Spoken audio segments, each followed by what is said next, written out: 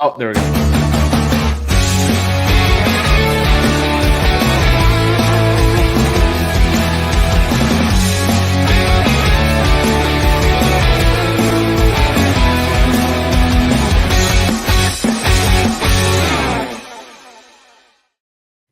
Alrighty, Paws podcast episode 47.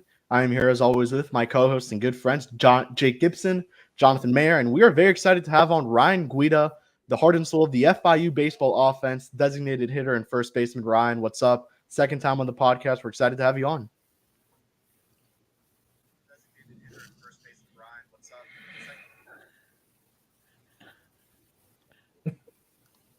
It's cutting it out a little bit. Yeah. Yes. Okay. Can you hear me now perfectly? I can hear you now. Yeah. Okay. Oh, there we go. Alrighty. So this is episode 47. Jake, what's up?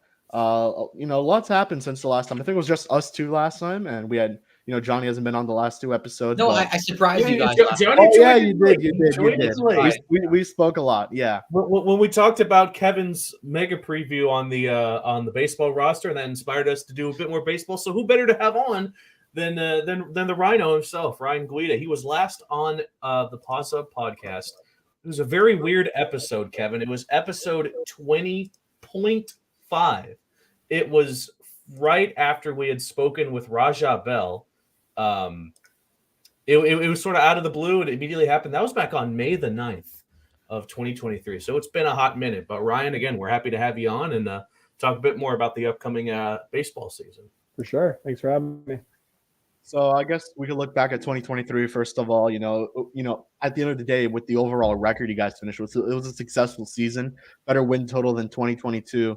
What do you think went right for you guys aside from the win total? I just think that we kind of set up, what our expectations were. I thought a lot of guys grew and developed, and I'd say coming into this year, I'm very excited to see where we can pick up from and continue to move forward. And, just to be a little negative Nancy here, but what do you think went wrong for the FIU Panthers in 2022? What do you think some things that maybe you guys could look at back last season that may have gone wrong that you guys could look over to 2024 and say, these are some things that just can't happen again? It's on the field specifically. I'd say definitely some self-inflicted wounds. There were a couple leads. I definitely remember the middle 10 series when we scored. It might have been 30-plus runs, and we just had a couple. We got into some slugfests, and, they middle 10 put a couple really good swings on some balls and kind of put us away late. But kind of learning from that, I would say we're definitely deeper on the mound this year. Obviously, the staff last year was very good, but it's always good to get more and more pieces, and I think the offense is going to be there along with our defense. So very excited to kind of see where we're at, especially this year, and how we've progressed. Johnny, you're up. And you're muted. You're muted, Holmes. Oh God, Johnny. I got the okay. Here we go. Obviously, let's talk about your season. As a whole. You balled out. Second, second all-team conference honors. Led the team 366. 450 RBIs, which is the most by Panthers since 2015. Double-digit home runs. Talk about your game and all career highs for you. How did you feel overall? You were consistent all season long, but what stood out to you differently last year and having a pivotal year, one of the best seasons for an FIU baseball player in recent years? I would say just honestly, I was able to get my feet wet. I'm definitely glad that my coaches and teammates put me in the opportunity for where I could go out there every single day and compete at a high level. I definitely remember my first couple weekends just kind of getting my feet wet, and I'm like, okay, I got a feel for this. And then as I started getting really comfortable, then the results started really coming. Yeah. So again, talking about the opponents you faced last year, Ryan, there were some very high quality wins that the Panthers had. There were a couple of nationally ranked opponents that the Panthers took down. You had Florida Gulf Coast, UTSA, not to mention that win against Missouri, an SEC school, right? So I just want to know, out of all the wins FIU had last season, just what game do you think was the best representation of FIU baseball at its best last season? I'd say you honestly came up with some really good games. I think that the Missouri game early definitely showed we can keep up with top opponents. I know that picking off their Friday, I'm pretty sure he was taken in the 5th round last year's draft. So just to know that we can kind of keep up with those kind of arms, I would say seeing really good pitching. Obviously we didn't beat Miami last year, but just getting to face those guys on a consistent basis. I'd say one of the more wild games we had was the FGCU midweek. I think we were up. Yeah. They came up and put up a 5 spot, and then it's kind of funny. They brought in a kid that we weren't sure if it was like a weekend reliever or whatever, but we just went in there. It was actually one of their best relievers. I mean, he found a way to work some really good at bats. I think Mikey had a walk-off walk. Yeah, it was cool. I'm trying to remember if I let off the inning, I got a single. I forget who came in and pinch ran for him, and then the next guy came up and got a hit him. I think it might have been Figgy or walked. And we just worked a couple of really good at bats, and then we ended up winning that game. I mean, that was a big one as well, since we had some battles against FGCU. I think we came up short of third place earlier in the year, but to beat him at home was definitely cool. I would say the Charlotte game. I think we had like 4 home. Remember that was like we had 4 home runs in one inning. Yeah. I don't know if it was 3 or 4. I would say like conference-wise, I would definitely say the Charlotte series was a really good indication when the pitching and the hitting and the defense was clicking. I mean, we could roll in conference. Like we had some. And they were conference champions too, so that was a good test as well. That was. I remember when they were doing scouting reports for that, and they were breaking their arms down, and we're like, so they're kind of similar to like the Missouri guys as far as velo and the stuff they had, and we just honestly just kind of kept to our game plan against them, and we really made their Friday and Saturday guy pay.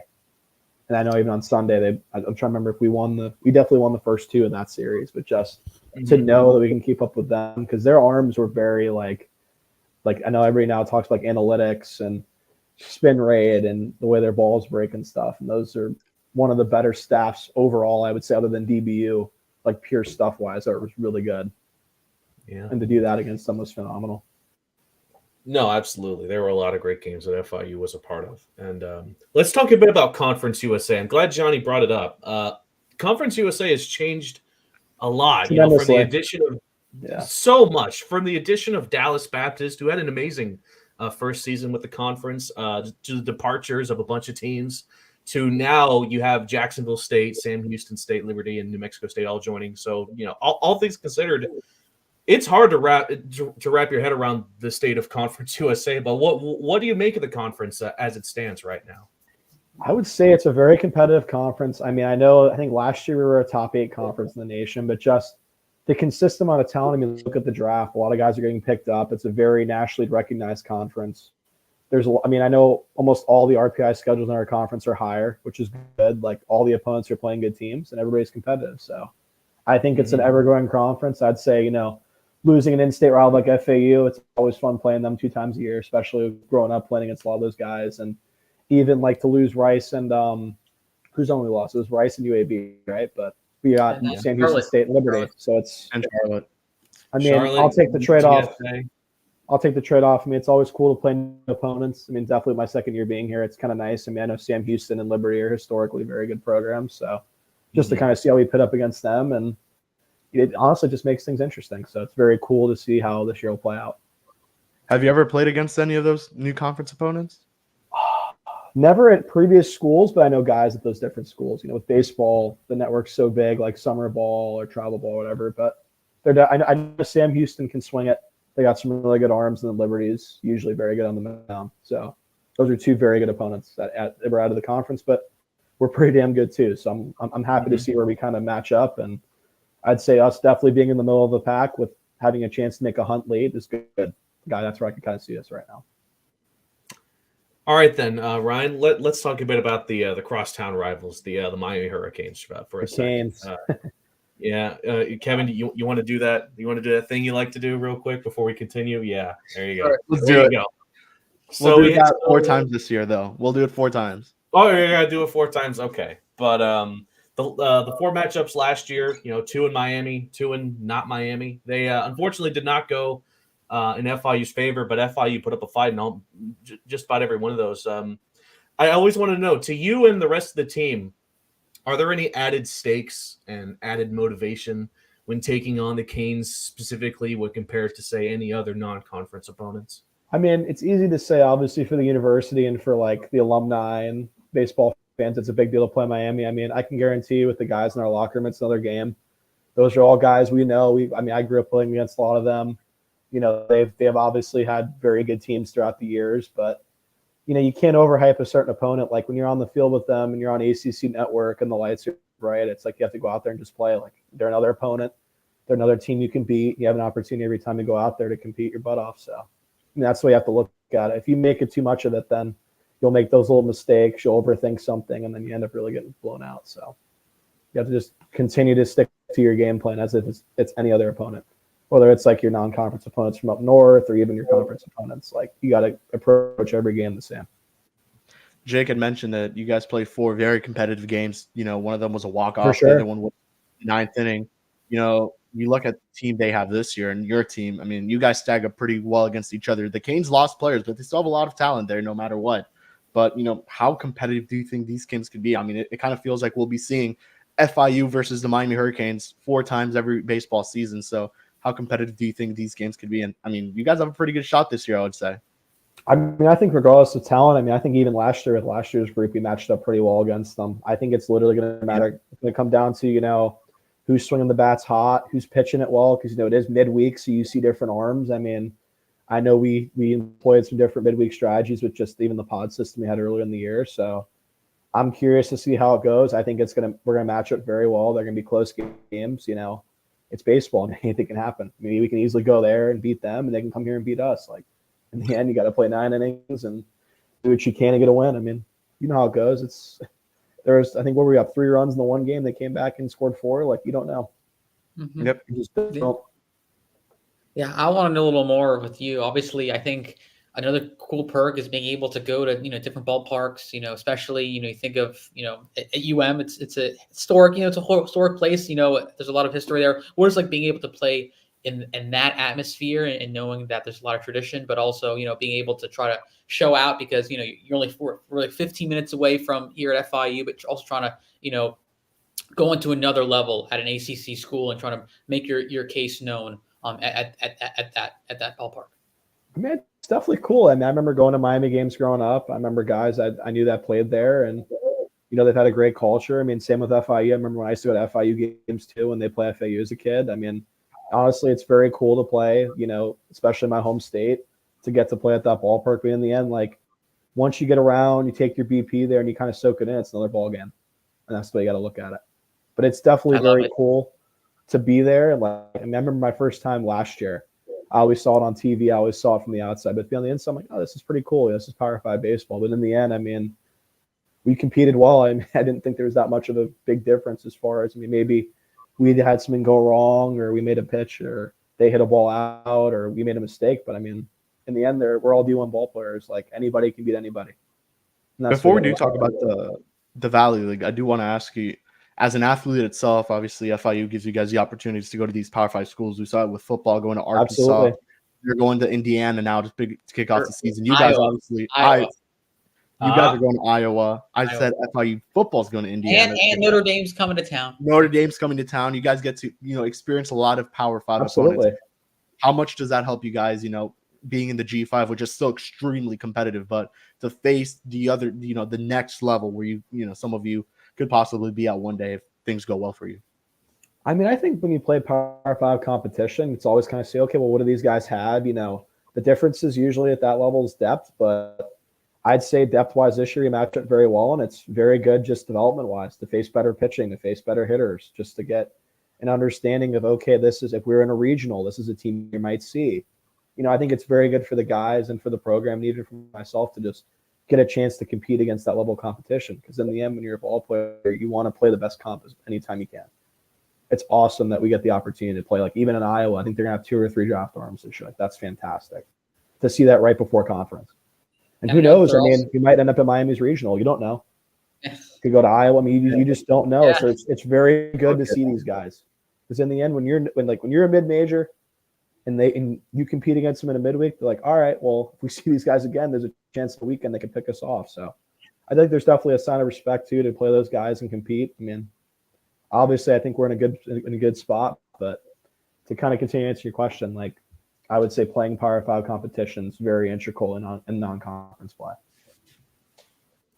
Okay, so let's talk about some cool stuff. That's the Valley League. Obviously, a lot of big thing with college baseball players is they go to summer ball, which is, they go somewhere, Northeast, wherever, and they play with a wooden bat. And for you, I think that's very special to you. You part of the Valley Baseball League, the Percyville Cannons. And you are a stud there. You were there in 2022, and this year you followed it up, and you balled out. The numbers don't lie. I have it right here: 425, 3 home runs, 30 RBIs, 37 games played, and I think struck out how many times? Like how many times did he strike out? It's a ridiculous 5 number. to 7. I forget. There you go. It was 5 or 6. insane. It was an awesome opportunity to see you play out there. Talk a bit about your experience overall, but also maybe hit on more about this year in particular, be able to kind of cap off, which is, a big thing for college baseball athletes, and to do it in this style of, just balling out and, obviously at the end getting your number retired, which is a really cool story.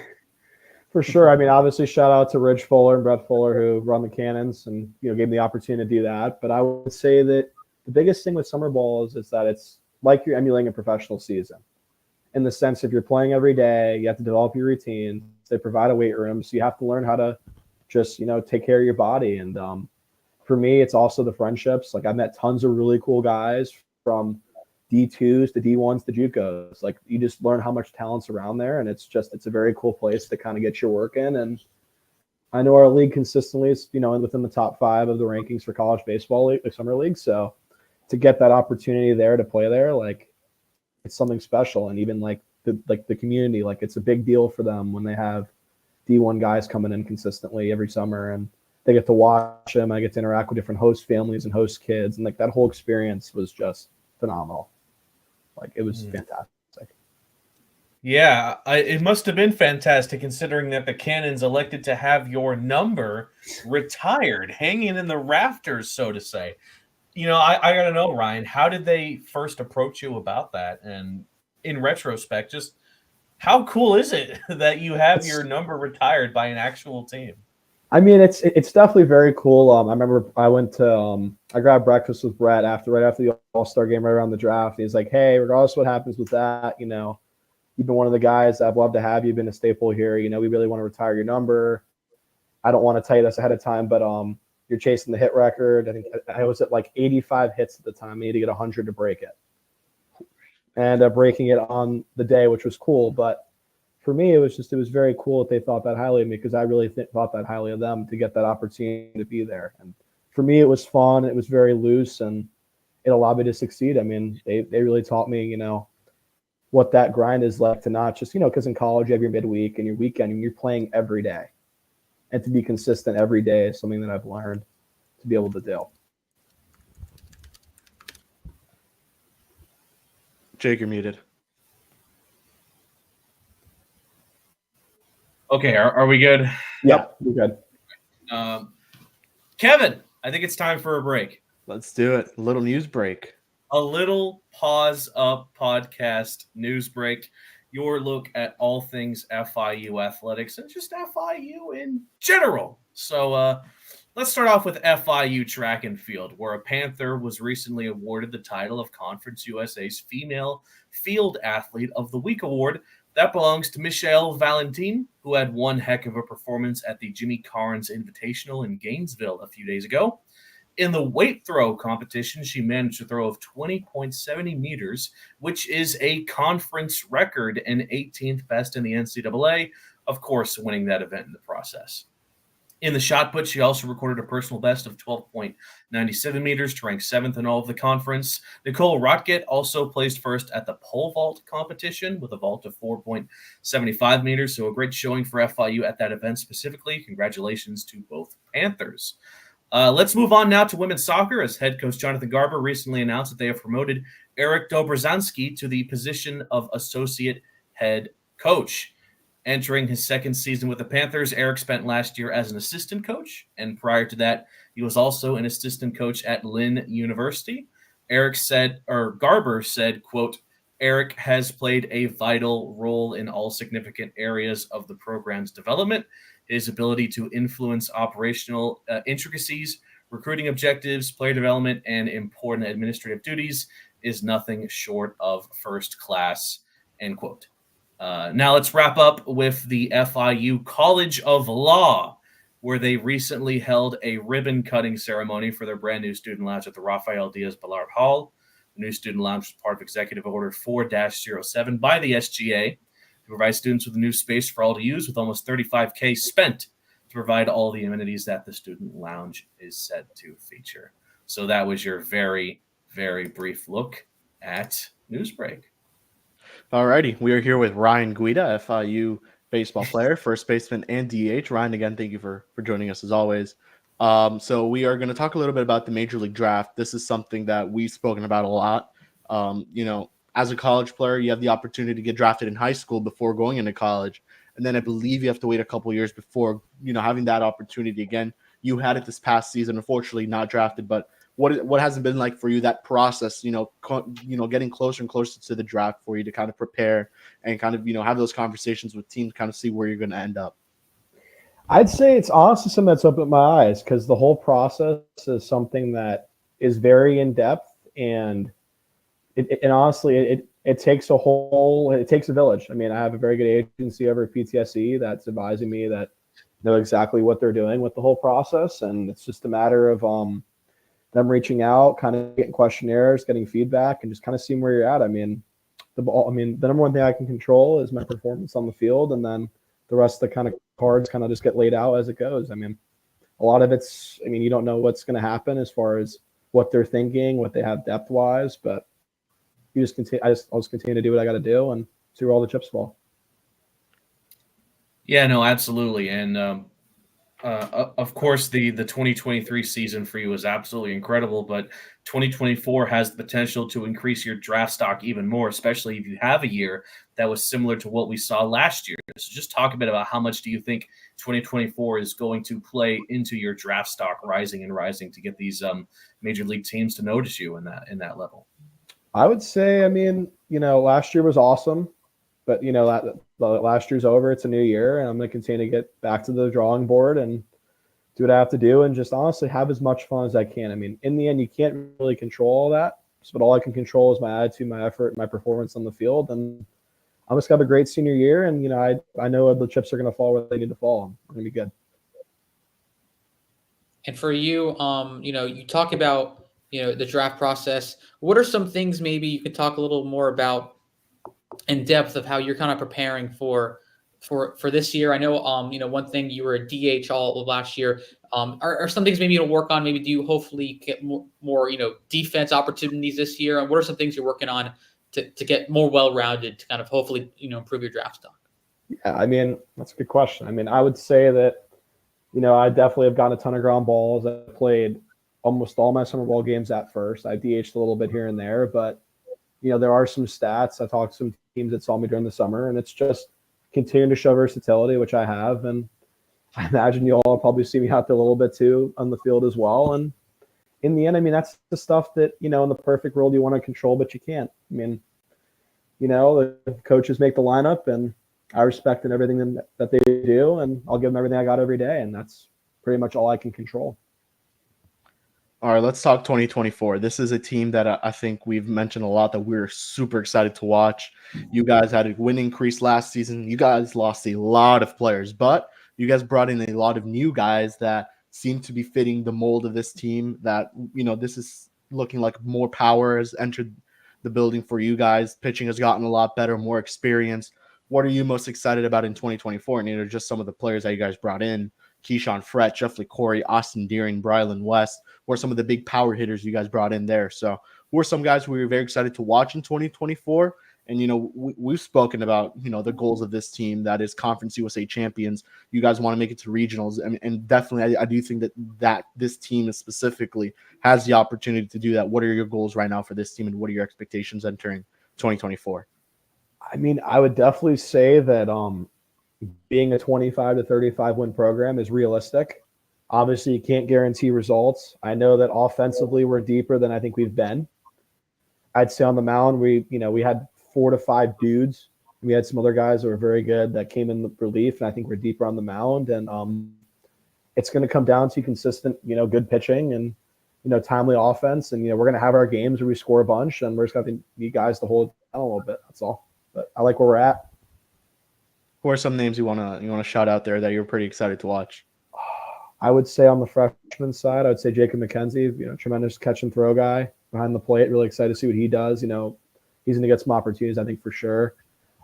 Sammy Fisher's another freshman that, offensively with the bat at third, that I think he's a name that's going to be very closely watched, especially as he continues to get older. I'd say on the pitching side, obviously Tristan went in the 18th round with the Marlins. I mean, the stuff's there. I think he definitely has, he's gonna polish out and be really good. Evan Alwyn as well. He's kind of my X factor out of the pen. I really like how he's gotten a lot more physical and stronger. It seems like every time I see him, he's growing.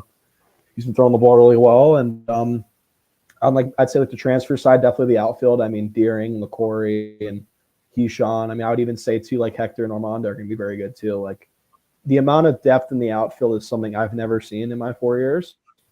And I'm really curious to see how Witt, Jero, and Nav are going to be able to create some cool lineups and kind of figure out matchups or how they're feeling certain guys are doing against certain kind of pitching, because I think that we have a lot of different combinations that they can employ as well.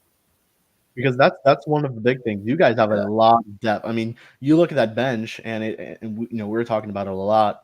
Prior to the podcast, like you guys have a lot of platoon options you could do with Austin. You could throw in Armando in there at center. You have Jay Paws, who's a top player. I mean, you guys have a lot of options. And as well too, I mean, I know Brown's going to help us with the bat. He's going to be able to give us some really good first base time and going to be in the middle of the lineup. I mean, I have no idea lineup wise what they're going to do, but I mean, I have an idea kind of like who they're considering. But as far as like, production, I mean, they can literally run anything. Like, there's a lot of lineups that I could see them put out that are going to be successful. Like I trust every guy in that locker room, especially on the offensive side. It's going to be like all the guys we have are pretty darn good.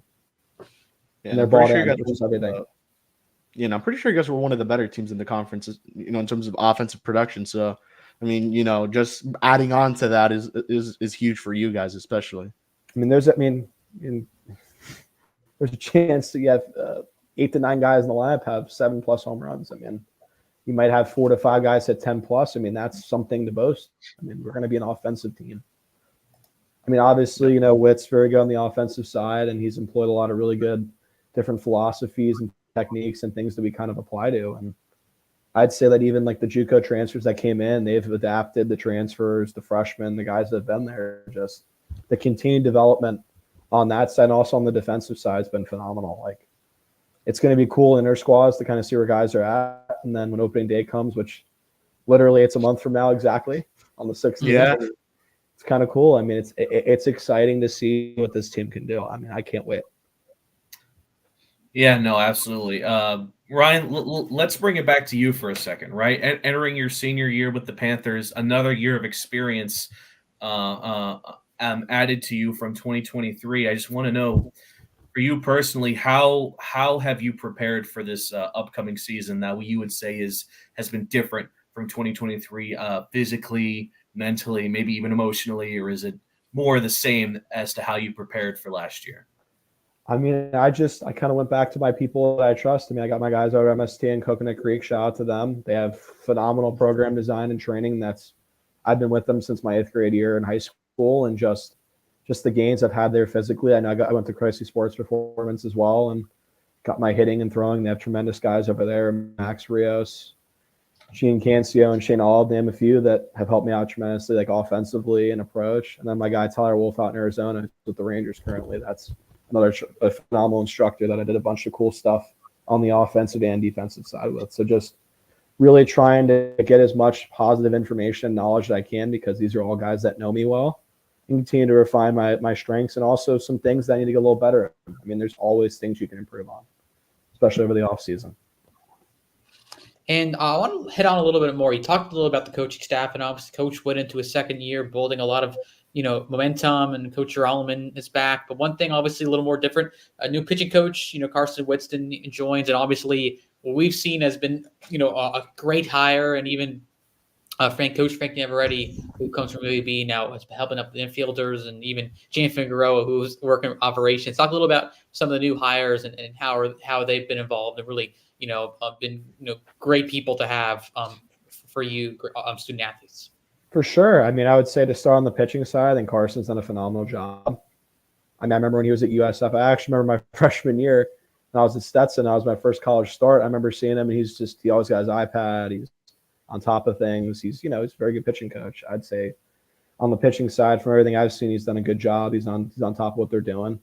On the defensive side, Coach Nav's been awesome. He hits lots of fungos. We have our little defensive progressions. He's been on top of them there.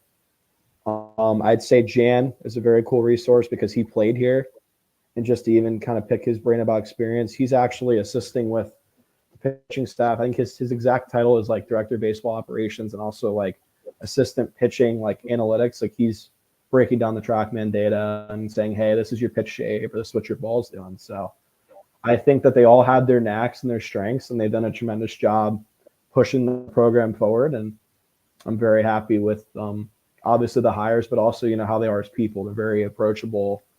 They want to get to know you. They care about the player. And, you know, big thing that Whit talks about in the staff is player development. That's something that they've really taken a good interest to and that they're on top of. All righty. So we are coming down to the end of the episode here. Jake, get something to say, Johnny? No. I wanted to ask Ryan as we look at this upcoming schedule in 2024. Some really cool non-conference opponents that the Panthers are going to be taking on. Of course, we had talked about this earlier. You have bringing Notre Dame to Miami, which is super sick. Obviously, rematches against Florida Gulf Coast, FAU, and then Wofford in the midst of conference play, and then Iowa at the tail end of the season. I just want to know, are there any opponents that you and some of your teammates you feel are more excited to take on the others? Like, what are some of the opponents that you really have circled on your schedule that you just can't wait to take on?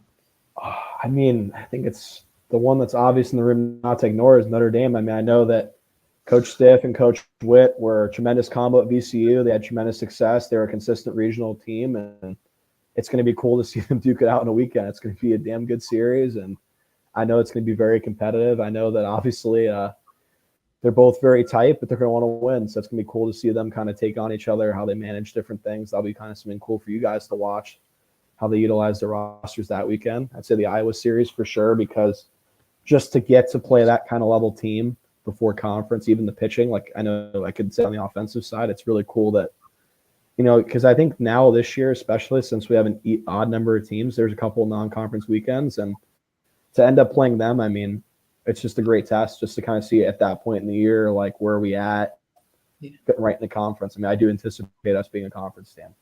And so I think also another thing I would say is that Iowa series, like you're going to know your fate of where you're going to stand at the conference tournament because you're playing the final weekend, and that's the bye week for everybody. So I'm interested to see how that will be because essentially for you guys, you're going to know, you know, what the fate's going to be at the end of the year. So I think that Iowa series is pivotal because it gives you opportunity to, you know, maybe have some strategies going into the conference tournament, but also at the same time you can say, hey, this is we're playing a Power 5 team. Let's show out and try to keep the momentum going into Ruston. So I'm excited. I'm really excited to see how the Iowa's going to be. It's a very quirky type of series to have at the end of the year, but I'm really excited to see how that's going to play out. I mean, I would even say for the sake of RPI, I mean, if we're a fringe national, I mean, this is obviously way down the road, but I mean, I can understand from a strength of schedule purpose. I mean, to play a team like that, even RPI, I mean, you take 1 or 2 games from those guys. I mean, that's a major RPI jump last minute. Because, you know, they're going to play a good schedule. They'll play the Vandy's, the Michigans, all those up north teams. They're good. So it's like just to play them too in preparation for conference, just that's important. I know Wofford's kind of a cool one. I never played them. That'd be kind of cool. I mean, the thing for me when I look at a schedule is like, okay, I mean, ideally I want to play different teams. The coolest thing is you play different teams, and throughout a weekend you get to meet certain guys and just kind of hear how their experiences have been. So that's the cool part about the network of it. Meet different guys. Yeah, not to mention that cool back-to-back with FAU. Start off with Boca, then you head back to Miami, and then head back to Boca one more time. That's just some lights out scheduling. Lights out! Lights out! You had to fit it in there at the end, huh? Of course. I get it's a baseball episode, but come on, man, we needed that. It is. It's definitely cool we play FAU again, especially home and home. I mean, it's a unique way of doing it, but it's definitely neat. Hey, I mean, last time we know what happened with the bus ride over there. I'm pretty sure it broke out. So I'm pretty sure we got put on Barstool for that. We're all hanging out on the highway, and we're like, oh my gosh, our bus had broken down the second time that weekend, and that was also around the same time of the Law Tech trip. We got there at like 3 or 4 in the morning. Oh yeah. And I think middle 10, the bus shut down. I mean, we had some trips that I just got stories for days on. Yeah, I mean, they're good. It's crazy because like early on we were fine, and then like it was like a span of like a month where every trip it was just something. And I'm like, oh my gosh, there's no way. But you know what? I mean, that's the fun of it. I mean, that's the stories you tell. Oh, remember the time at La Tech when we played a game on 4 hours of sleep? Yeah, I remember that. Got swept. That's all right. It's what it is. Like, it's cool. Like, it's the experiences. In the end, like, you're getting to play a game you love. You're representing a great university. You're playing in the state of Florida. I mean, there's really not much to complain about per se. I mean, if that's the worst thing you have to remember, what the heck? Who cares? Like, it is what it is. A couple questions before we go into some rapid fire. I want to ask you about the rules currently in college baseball. Just any new rules that we should be aware of? I know we had the pitch clock there. We've seen it with Major League Baseball. So just any other rules that, that have been added into Division I college baseball. So when you guys get to the stadium, I don't know if you guys have realized it, but we do have the pitch clocks now up. Yep. That was a major thing last year. Sometimes, like, because I know umpires usually have their stopwatch or they're tracking it, so that might be something kind of cool. I mean, I know as a hitter, to see it, like if it's already off, I'll call time and they'll give it to you because they've exceeded their pitch limit. But like, kind of that implementation will be neat. I don't know how much I'll have to utilize it, but it's cool that we now have that because a lot of the schools in the conference did have the pitch clock in like center field and like right behind the plate. I would say that. Last year was the shift. I think there's a certain rule on where you could put the second baseman on the shift. I think it was right behind the bag. I'm not sure if that was MLB, but I know a lot of teams did that. Other than that, I don't know. Those are the ones I remember specifically. And then obviously you've played around Florida a lot. So I just want to ask you, where do you see the state of college baseball in Florida? Obviously some really good programs, but just overall, I mean, this continues to be the state where produces a lot of talent if it's high school, college, and Sure. I'll shout out the Marlins minor leagues system over there too, although it's interesting. It definitely is. But I would say, of course, as we all know, there's a transfer portal. Everybody's getting better and older and more skilled and more battle tested. Like your mid-majors are now getting those SEC guys that maybe didn't get a lot of playing time, or maybe they just live in the state and want to play here. But just the overall gap of talent between the big schools and the small schools has shrank tremendously. And that's what I've realized. Like your USFs, your UCFs, us, FAU, like we're able to compete with the Florida States and the Floridas. I mean, maybe not on like the weekend, but like in a midweek, because we're deeper offensively and depth-wise, we're able to compete with these guys. And that's the biggest difference. Even like, for example, Miami, like offense for offense, I mean, our first 7 to their first 7, I mean, I could see maybe this guy has more juice, but our guy hits for more average. But I mean, it's pretty comparable. The drop-offs usually the last 3 guys, and then like the staffs, like the pitching staffs, like what they'll have on. Like they'll have a guy with 5 pitches, or they'll have a guy that throws 97, or all their guys with 10 or 92 plus. Like those are the differences you'll see. But that gap has definitely been shrunk because of the portal. So I guess we're going to some rapid fire here to wrap it up. Ryan, again, thank you for hopping on. Sure. Let's start with a simple one. Funniest player on the baseball team? I would definitely say Owen Puck. He's hilarious. He's pretty funny. All right, Johnny. Oh, I'm going next. Oh, yeah. Yes. Who's the good one? Who's getting the aux cord? Who's getting the aux cord? Who's getting the aux? Yeah. I'd say Richie, Dookie. Rylan will grab it from time to time. Owen will grab it a lot because he'll play like some sort of rap that's funny or whatever. He'll just. I know Joel. If it's Bad Bunny, it's Joel for sure. But no, we have a lot of different music tastes on the team, and for the most part, the music's good. Rooney today was playing some like party mix, like club music. That was pretty cool just to hear that every once in a while instead of hearing like Vamos a la Playa or God knows what or rap. Like it's cool to have a little bit of difference. There we go. I've enjoyed it. And who's not getting the aux cord? Honestly, the guys have pretty good. There hasn't been like a time where it's like, oh, like everybody plays pretty good music. I wouldn't say like anybody's like, oh, get off the aux. Like if somebody plays country, okay, whatever. We got a couple country songs, and it's back to like reggaeton or rap or like whatever. But guys are pretty good about it. Wait a second. So what does Rich Whitten sometimes get the aux? And if so, I mean, what is on his the playlist? field? He does. It's very mixed and it's everything. He has a country playlist. He was playing like usually on Sundays he'll play Christian music. Saturdays will be like country. Friday will be like a rap pop mix, like, and then he'll obviously mix them up too. He always has Christian on Sunday. He has it spot down. He has the rotation. Yeah, Sundays for sure, almost always is Christian because it's Sunday. You go to church, God's day, whatever. But like Friday and Saturday, it can get.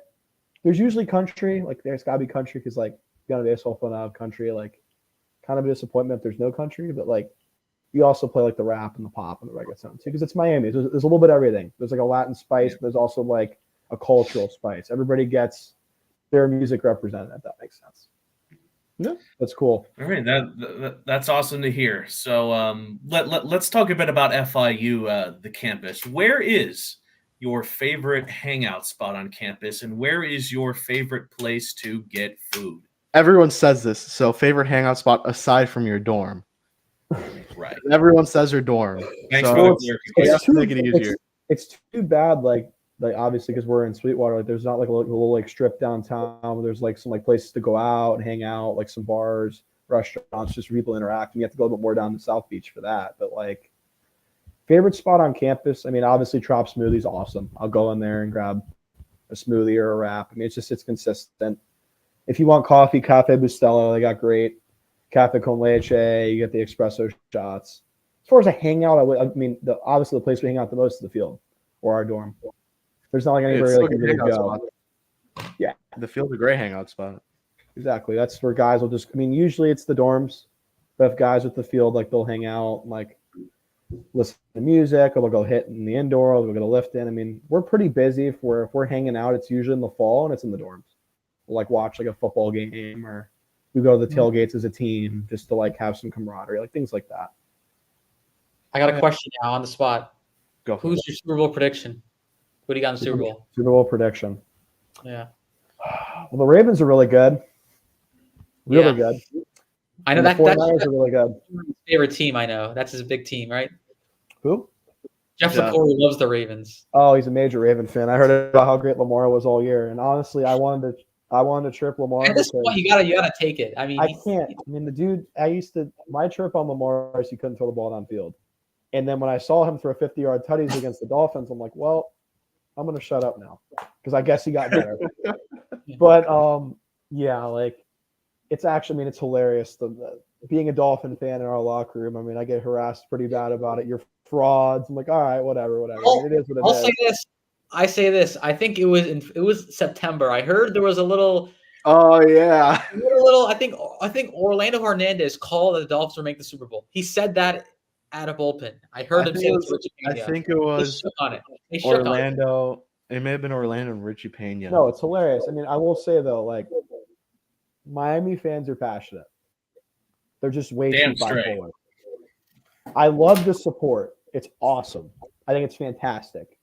The issue is that you got like your 20% of fans that get it, your middle 40 are very bipolar, and then there's like the 30% of like Miami Hurricane football fans and Dolphin fans that are like intertwined, and it's like either Tua sucks or Tua's great. There's no in between. Or we're winning a Super Bowl or we're the worst team. Or we beat the Cowboys, we're great, or no, okay, now we're frauds. Like there's no like common acceptance of like what's good or bad. Like it's kind of fun. The Cowboys are the Cowboys, though. So yeah, at least we beat them at home. That was the Jason Sanders game. 5 for 5 on yeah, absolutely. That was on Christmas Eve too. So that was a very happy Christmas right after. You want to talk about a football upset? What about the Bucs? Bucs beat the Eagles. Yeah, right. You got to be kidding me. Man. I was not surprised. What, the Eagles lost 5 of the last 6 before heading into that game? I was not surprised at all. Yeah, the NFL is interesting. It's definitely very interesting how all the 11 and 6 teams lost, but we're not going to go there. Enough about the NFL, Ryan. We know you're a hockey guy. We know you're a Panthers fan to the Let end. it rip. Stanley Cup prediction, and I know you're putting Florida in there. I mean, yeah, I don't know how you don't. I mean, I know every team in the Atlantic and the East doesn't want to play them. Right. Boston knows what happened the last time we played them. Toronto's right. not as deep as they were. Yes. Carolina's frauds. I mean, I'll call it how it is. I mean, the biggest thing with them is staying healthy. I think right now they're in second. They lost a rough one to the Ducks, which pissed me off. I think I was at practice when it happened. I'm like, there's no way they lost the Duck. I checked my phone after lives. We had PP in the cages. I'm like, all right, we're up 2-0. We're good. Yeah. I come back after lift. I'm like, huh? You lost? Right. I'm like, oh crap! But it's all good. I'll catch games when I can. I mean, I'd say you start really paying a lot of attention to like the last couple weeks of the season. Oh, Yeah. that was fun last Consistently keep year. up with them. Well, yeah, we were That out was- of it. I remember. Last year, yeah, we were always checking the scores of the Panthers advanced, in the Stanley I Cup remember at the playoffs. Miami game. I think you found me right after, and you're like, "Yo, Guides, they won. They're in." I'm like, "No way!" And I checked my phone. I'm like, "Yes." Yeah, and I went to the game 4. I went to against Carolina when Kachuk scored the goal and won the game. Oh yes, the game winner. I'm pretty sure I was crying. I mean, being a Panther fan for 20 years, and in my lifetime, I got to be at the game they clinched the Stanley Cup with. They did touch the President's Trophy, or the they That touched was the trophy. curse, man. Yeah, it is what it is. But no, that was super cool. I remember getting those tickets on the way back from Rice. Coming back home, I'm like, you know what? Well, if we're out and we're eliminated, I might as well get tickets for this. This might be a once in a lifetime opportunity. So I'm like, you know what? We're gonna go. And Yeah. I went, and I wouldn't regret it, and I wouldn't change it for the world. Like to be there for that. Oh, yeah. Too bad I had summer ball. So I was watching the games from up in Virginia, but it was a cool run. I mean, I think this year they're definitely favored again. They're Yeah. deeper. They are. We'll tell you what. I'm heading to the game tomorrow, right, for Lemon City. I'm covering the game for Lemon City. They're giving out a Kachuk bobblehead to the fans. You want me to save you one, Ryan? You might have to. I mean, who they play? Detroit. They're playing Detroit tomorrow. It's a 7:00 puck drop, and again, a cool giveaway Kachuk bobblehead. So That should be a trippy one. Johnny, you're going as well, right? I am going. Wow, tomorrow. I thought you were only a playoff for a Panthers fan. Like, don't talk. Wow, hockey I'm not- till February. Oh, I always get that. Oh, come on, Guides. I know they're good. I'll check them in March. I'm like, all I'm right. not a bandwagon. No, I gotta support them. They're We all they're need to winning. go. Right We now. all They're need winning. to go to a game together at some We're point. winning right now. For Yeah. sure. Yeah. Okay, Sure. so I last mean- rapid You know, fire. it's the last time before baseball season starts. I gotta enjoy a little bit. Well, you know, when season starts, we're going. There's like no time. Exactly. It's Sure. nonstop. Go for it, Jake. Go for Yeah. Jake. So we asked it when we had Brylan on the show back in early December. We asked him this question, and wanted to ask you as well. If you could have one at bat with any major league pitcher in history, who would it be? And how Dead do or you alive? Dead or Ooh. alive? Does it have to be any generation or like just current? It could be any generation, current, retired, Hall of Fame, you name it. It's worth noting that Brylan said Ohtani, and he said that he would absolutely crush Ohtani in that. I'm not gonna lie, Like, you he Brian would would probably go hop yard in there and hit it. He'd definitely get in there and compete, no doubt. I get him getting in there and like, oh, I got you, no problem, I got you. I'm gonna crush it. He'll do it. You just have to go in with confidence, you know. And he said Ohtani. I mean, I've seen Verlander and Scherzer throw. They're cool to watch, but I would say like all time, probably Nolan Ryan. Ooh, I like that. I mean- I like that. And if I was two pitchers, it'd be Nolan Ryan or Tom Seaver. Now, Tom what's Seaver the was strategy phenomenal. going up against? What's the strategy going up against someone like Nolan Ryan? He's throwing 100. Hope you get a heater and don't miss it. Because he's gonna throw a changeup or a breaking ball, it's gonna fall off the table. I mean, he was known for the fastball, but he had a really good breaking ball too. I remember watching film of him, even like when he did like the prime nines, MLB back in the day, or like the vintage games. I'm like, damn, he throws crap out of that.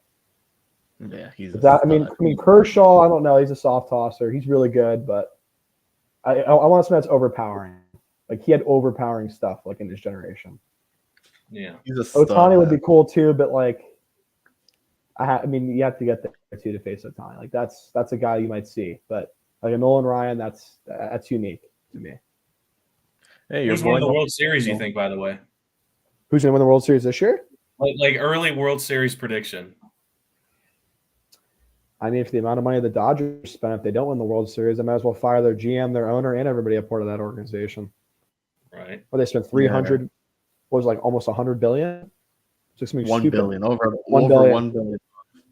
Yeah, I mean, they spent 700 on Ohtani, which whoever his agents were geniuses. He deferred almost all of it till after, so he's not getting back on that till later. I mean, they got Yamamoto, didn't they? Yeah, no. Yeah, I'd 350. say the Braves are going to be really good again. The Dodgers are always competitive. The Astros are always sleepers. Can't sleep on them. Now, how about the fish? Maybe round one. I don't know. The new guy, Bendick, seems like he knows what he's doing. So I like kind of the route that they're going. I'm just curious. Did we make any free agent splashes? I don't think we did. So I don't know what the deal is on Hell that. no. They haven't signed a single player. So did we just let Jorge Soler, who had 40 bombs, just walk? I hope not. Basically, yeah. Did Josh Bell come back? I remember he was up for an option. Opted in. Yep, he opted in for 19, and they traded for Vidal Brujan. They signed a lot of minor leaguers. So I'm surprised they traded for Brujan. He's kind of a late impact guy. I mean, they have Yeah, a lot. I mean, Elias is going to be the guy. I mean, that's if you're going to make a run, he's got to hit. I mean, watching Arias hit, now that's somebody that you want to talk about just the beauty of hitting. That's it. He gets it done. It's ugly sometimes. Sometimes he's hitting a bomb, but like you want to talk about consistent. I like to see more guys in the pros do that. Hit 100%. Over 340 in the big leagues. I mean, the fact you can hit 240 to 250 and make a pretty darn good wage doing it's phenomenal. But like the game with the strikeouts has gotten crazy, and I know people that are in it that they're not happy with where it's at, but it's the analytics. So it's, I mean, once it's a job and they're telling you to do that, it's one thing. But it would be nice to see the game get back to guys actually putting up good at bats. Like in the playoffs, it's different. Guys go up there and have 15 pitch at bats, but in the season, it's 162 games. I can understand why it's like, whatever. I'll take a K here, even though you don't want to do that. But how do you feel about robo-umps? How do you feel about the robo-umps? The robo-umps. So you like it? ABS. ABS, yeah, as well, yeah. We had a couple Super Bowl games with it. It's very cool. Oh, so you used it. Okay. We did a little bit. Like we had when we did a couple inter squads in Percival, we had the TrackMan, which we kind of used it like ABS, and it's pretty close. I mean, there's some pitches that sometimes they'll misread, like balls that hit the dirt will read as strikes if the catcher catches it still like in the zone, so you just have to know like that's a ball. But like as far as like the depth of like the calls, it's pretty consistent. I still like the human element because to me, there's a knack of understanding an umpire's zone and knowing how to set up a pitch the way you want. But I heard that's where the game's going, but it hasn't happened yet. So hopefully they push it off a little bit. But the ABS, it's different. You guys would challenge and everything? We didn't do the challenging stuff. It was just an inter squad for fun, just to see like how it worked, how it kind of go down. Like we just essentially we didn't have all the tech for it. We had a guy with a TrackMan upstairs yelling down to our guy behind home plate ball or strike. It's like that. Gotcha. It was kind of cool. It was neat. It was different. Alrighty, so we're coming down to the end of the podcast. Yeah. Final rapid fire question. Who do you think should be the next baseball player we bring onto this podcast? Anyone on the team? Who have you guys had? Because then I won't. We've had you. We had Alec last year, and we've had Brylan. Everyone else is up for grabs, basically. Well, didn't we also? Oh, shame on me. Like a Coach Whitten. We've also we had Whitten. We had Rundy as well. Kevin, you had that one. We had Rundy. Yes, we had Rundy as well. Yeah. Okay, I'll give you a player and a coach. If it's a coach, I'd say Drallman. He's got tremendous stories. You want to talk about somebody if you want to pick somebody's brain about the process and how it all works, he's your guy. Nice guy too. Great guy. And he'd be a guy that he'd come on here and interact. He'd be good. Like that would be cool. I'd say for coach. For a player, I'd say either Jackson Ritchie or Kabarkas. I mean, those guys are gonna be the heart and soul of our pitching staff. And if you want to have pitching, because I know obviously the question mark last year was pitching. That's the reality. They did a phenomenal job, but the guys got hit, whatever. But if you want to talk about in depth, those are your guys. You should probably go now. If you want to hear more of the pitching side, because it seems to me you've had a lot of hitters, which is good. I mean, whoever can get on, but see if they're down for it. Let's do it. Johnny, you know what you're doing. A little bit of diversity in the player positions that we get on this show. No, for sure. Because, I mean, you probably hear the pitching, you're hitting side, you're like, oh, yeah, that makes sense. Probably guys said the similar things, a little bit different. But the pitching, especially like how Karsten's helped them out and just how the pitching stuff has changed, those guys would be too. Because those two guys are captains on our team too. Like those are guys I would talk to. Yeah. All right, Jake. Alrighty then, Ryan. We do this again. Before that, thank you so much for spending some time with us. We're getting close to hitting that hour mark, but super cool guests. Happy to have you on twice. We don't have a lot of guests that show up on the podcast twice, but you know what? Definitely earned that spot, Ryan. So I wanted to close this out by giving you the floor, right? If you have anything you want to say to the fans, your teammates, alumni, coaches, anyone, the floor is now yours. So as you all know, we got opening day, February 16th against Brooklyn LIU. So FIU Nation and all of our alumni and supporters, we'd love to see you out there. And we're looking forward to a great year. We're going to give you all we got this year. And Paws up, baby. There we go. Alrighty, so we are going to wrap it up here with Jake, Jonny, Ryne. We have a cool episode on Friday. May as well say we're going to have Carlton on Friday. He does a lot of play-by-play. He calls some of the best FIU home runs. He already did it for the World Series. Very energetic. I loved it. Like he was when you and him were calling the World Series. I was like, all right, I can see this working. Hey, we're gonna cook this year. That's all I'll say. So, are you guys doing ESPN broadcasts, or are you all doing the Conference USA ones? ESPN Plus now, full time. We're doing ESPN Plus. A lot of cool stuff in the mix though. Broadcast will be much improved, so that'll be exciting for you guys. We had like that one camera right behind the plate. We had the one camera that was Well, I've heard some production stuff, and it's gonna be really, really awesome. They're gonna have like the camera in center, and then the two on the sides, and the one. We need that. Yeah, was the camera last year on all these cool like highlights? So you'd have this big old orange thing right behind the batter's eye. I'm like, come on, man. There's no way. Alrighty, from Jake, from Jonny, from Ryne. We'll see you guys all on Friday. Peace out, and as always, Paws up, baby. Paws up. Paws up.